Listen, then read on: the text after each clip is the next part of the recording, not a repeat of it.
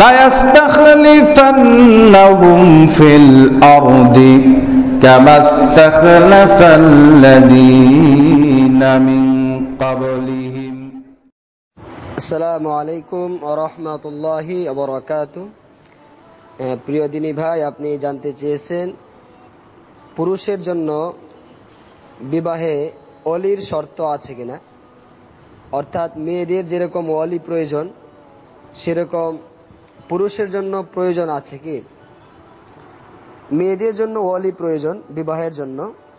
কোনো মেয়ে যদি ওলি ছাড়া বিবাহ করে তার বিবাহ বাতিল। আল্লাহ রাসূল বলেন, আইয়ুমা ইমরাতিন নাকাহাত বিগাইরি ইযনি মাওয়ালিহা ফানিকাহুহা বাতিলুন।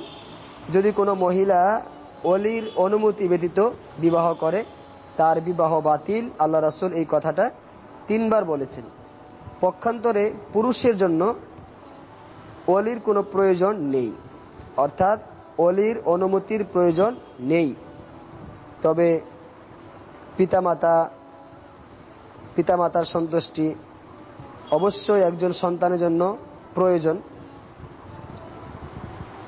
দুনিয়া আখেরাতে সে সুখ শান্তি থাকার জন্য পিতামাতার সন্তুষ্টি প্রয়োজন, যদি পিতামাতা কোনো খারাপ কাজের প্রতি উৎসাহ না করে।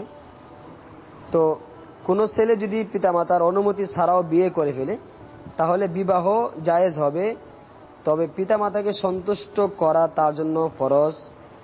যদি পিতামাতার কোনো খারাপ কাজের প্রতি উৎসাহ না করে, অর্থাৎ যে বিষয়ে পিতামাতাকে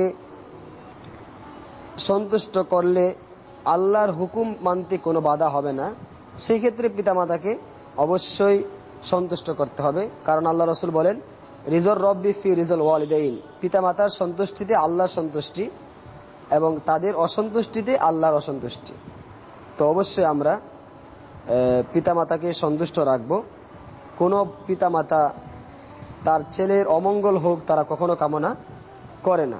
এটা একটা বিষয়। মূল বিষয় হচ্ছে ছেলের বিবাহের জন্য ওয়ালির অনুমতির প্রয়োজন নেই।